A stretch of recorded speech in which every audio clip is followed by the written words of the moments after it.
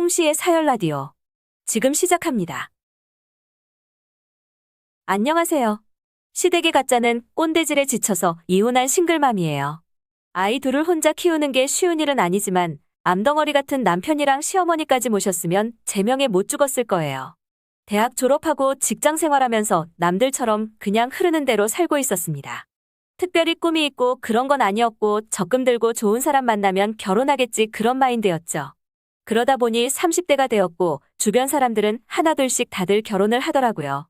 그러면서 결혼에 대해서 생각을 하게 되었고 남편을 만나게 되었습니다.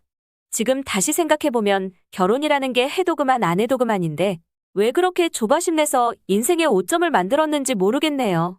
사실 남편을 엄청나게 사랑한 것도 아니었습니다. 그렇다고 남편의 뭐가 엄청나게 뛰어난 것도 아니었고요. 성격이 잘 맞았냐고요? 그것도 아니에요. 정말 그냥 여러모로 무난해서 만났습니다. 적당히가 제일 어렵다고 하잖아요. 남편은 그냥 다 적당해 보여서 만났는데 결혼하고 나서 보니 적당한 게 아니라 조금씩 다 수준 미달이었던 거예요. 연애할 때는 사실 그렇게 문제될 게 없었습니다. 성격이 모난 것도 아니고 외모가 어디 데리고 다니기 부끄럽게 생긴 것도 아니고 정말 무난무난했으니까요. 그렇게 시간이 흘러서 1년 정도 연애했을 때 저도 왜 그랬는지 모르겠지만 자연스럽게 결혼 얘기를 꺼내게 되었죠. 남편도 결혼 생각은 있었는지 적극적이었고요. 저희 집이나 시댁이나 경제 상황이 엄청나게 치우쳐 있는 상태도 아니었습니다. 크게 문제될 거 있나 싶었는데 남편이 얘기하더라고요. 시부모님이 조금 옛날 마인드를 가지고 있으니까 상처받지 말라면서요. 어차피 따로 살 거니까 시집살이 당할 일도 없다고요.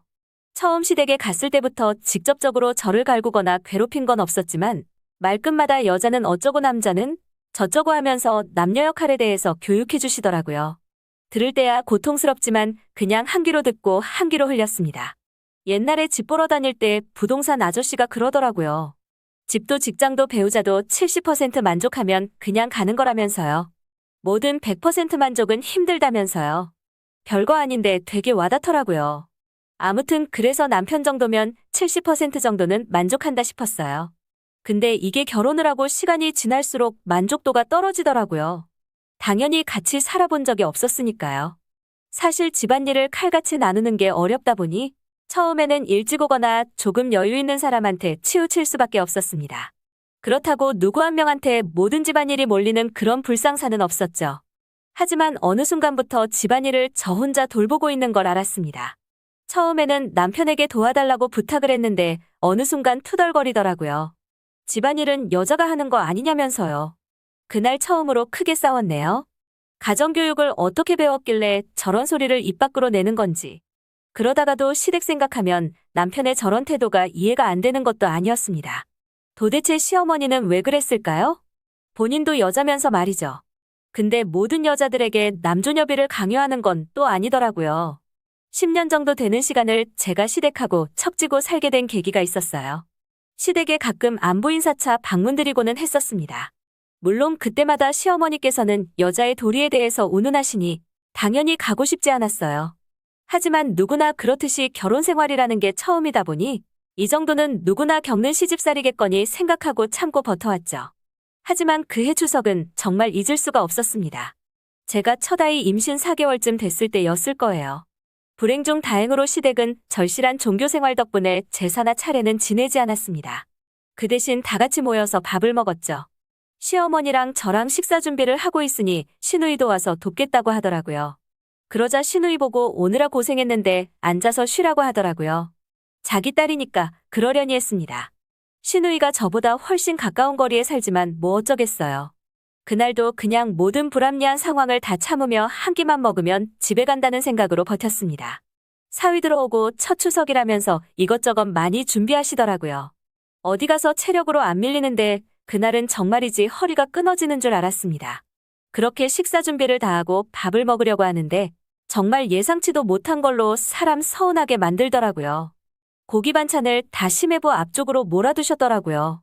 시어머니를 빤히 바라봤는데 일부러 무시하시는 건지 그냥 저는 안중에도 없는 건지 남편이라고 하나 있는 놈도 지 와이프가 어떤지 전혀 체크를 안 하더라고요.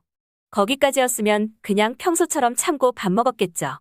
근데 밥 한 숟갈 떠서 입에 넣었는데 밥이 말라 비틀어져 있더라고요. 전기밥솥 쓰시는 분들은 아실 거예요. 하루 지나서 약간 누룽지처럼 변해서 찰기라고는 하나도 없는 밥이요. 어머님께 밥 아까 하지 않았냐고 물어보니까 했는데 푸다 보니 조금 부족하네. 이러고 말더라고요. 푸다 보니 부족하니까 며느리인 네가 짬 처리해라 이렇게밖에 받아들여지지가 않더라고요. 그래서 너무하신 거 아니냐고 말씀드리고 시댁에서 뛰쳐나왔습니다. 남편에게 전화가 왔지만 안 받고 있으니 얼마 지나지 않아서 집으로 오더라고요.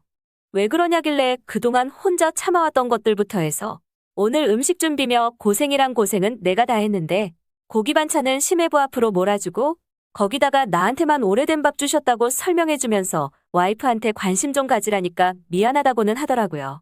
말 나온 김에 나 앞으로 시댁 안 갈 거라고 나도 사람인데 이렇게 내 시간 들여서 차별받고 상처받으러 가고 싶지 않다고 하니까 남편도 알았다고 하더라고요.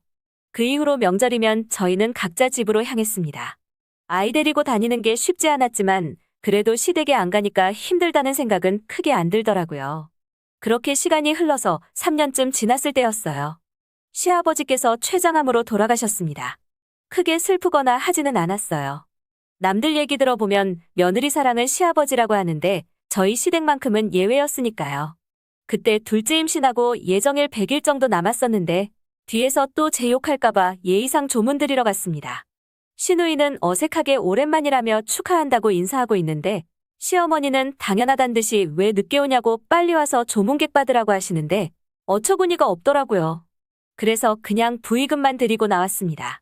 그렇게 장례 다 치르고 3일 후에 남편이 집에 와서는 저한테 한마디 하더라고요. 그래도 시아버지 돌아가셨는데 어떻게 자리도 안 지키냐면서요. 어이가 없어서 따졌습니다. 언제 시댁에 내 자리가 있긴 했냐고요. 며느리라고 천대만 해놓고 어디서 자리 타령이냐고 나한테 아내돌이 며느리돌이 찾을 거면 이혼하고 다른 여자 만나라고요. 이혼이 장난이냐며 애는 어떻게 할 거냐고 그런 얘기 함부로 하지 말라고 하더라고요. 그래서 저도 안 참고 할 말 다 했습니다. 네가 집구석에서 하는 행동들부터 니네 시댁까지 아이 가정교육에 좋을 거 하나도 없다고 너 같은 아빠 필요 없다고 하니까 혼자 씩씩거리면서 나가더라고요. 그 이후로는 크게 싸울 일은 없었지만 서로 대면대면하게 지냈습니다. 오히려 편하더라고요. 그렇다고 사이가 안 좋은 것도 아니었습니다. 그냥 서로에게 기대치가 사라진 듯한 그런 모습이었죠. 그렇게 얼추 10년 정도 지났을 거예요. 애들 둘 다 초등학교 다니고 있을 때였는데 남편이 조심스레 얘기하더라고요. 시어머니가 몸이 안 좋으시다면서요. 그래서 그러냐고 그럼 잘 챙겨드려라 하고 자리를 피하려 하는데 남편이 저한테 시어머니를 모시면 어떻겠냐고 하더라고요. 그래서 이혼하고 싶으면 그렇게 하라고 했습니다. 그랬더니 이혼을 그렇게 쉽게 얘기하냐면서 버럭하더라고요.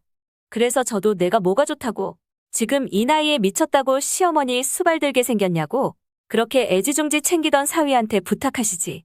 왜 이제 와서 우리 집이냐고 말도 안 되는 소리 하지 말라고 했습니다. 그때부터 집에서 몰래 통화하는 횟수가 늘었는데 얼핏 들어도 시누이랑 통화하는 것 같더라고요. 그러더니 얼마 지나지 않아서 저한테 혹시 시어머니가 집 정리하고 그 돈 다 준다고 해도 싫으냐고 하는 거예요. 나 지금도 돈 잘 벌고 있고 그게 몇 억이 되었던 내가 그동안 받은 상처에 비하면 어림도 없으니까 시어머니 모시고 살 생각하지 말라고 했습니다. 말귀를 알아들은 건지 한동안 별 얘기가 없더라고요. 근데 한 달쯤 지났을까요? 퇴근하고 집에 오니 정말 2번 다시는 보고 싶지 않았던 얼굴이 있었습니다. 보자마자 시어머니는 저에게 인사도 안 하냐며 한 소리 하시더라고요. 남편은 잠깐만 앉아보라고 하는데 뿌리치고 방에 들어가서 제 거랑 아이들 거랑 짐 쌌습니다. 나가려고 하니 남편이 아이들을 못 데리고 가게 붙잡더라고요. 애들한테 엄마는 외할머니 댁 갈 거라고 아빠랑 있을 거냐고 하니 당연히 저랑 가겠다고 하죠. 남편에게 애들 얘기 들었으면 놔주라고 지금부터 애들 못 가게 하면 아동학대로 경찰에 신고할 거라니까 벙쪄서 놔주더라고요. 붙잡는 남편과 험한 말하는 시어머니를 뒤에 두고 친정으로 향했습니다. 저는 당연히 남편에게 이혼을 요구했지만 남편은 죽어도 못한다며 버티더라고요. 결국 지저분하게 변호사까지 선임하는 상황이 오고 말았습니다. 다행히도 남편의 귀책 사유로 소송을 진행하게 되었고 위자료는 얼마 안 됐지만 양육권은 제가 가져오게 되었습니다. 재산 분할도 제가 손해보지는 않았고요. 집 정리하고 남은 돈 저에게 주시겠다는 시어머니는 실제로 그 집에 있던 대출이랑 개인 대출 정리하고 나니 1억도 안 남은 상황이었습니다. 그렇게 남편은 저에게 재산 분할을 위해 살던 집 정리하고 15평도 안 되는 작은 월세집으로 옮겼다고 하더라고요. 적어도 저희 친정은 대출도 없었고 두 분 다 노후 준비도 되셨던 터라 다행히 저에게 얼마든지 지내라고 하시더라고요. 아이들도 할머니 할아버지를 좋아하고요. 저한테 무관심했던 남편과 악덕한 시어머니 두 번 다시 보고 싶지는 않지만 어디서 얼마나 고생하며 사는지 궁금하긴 하네요. 홍시의 사열 라디오. 오늘 이야기 여기까지입니다. 구독과 좋아요 눌러주시면 재밌는 이야기 준비하겠습니다.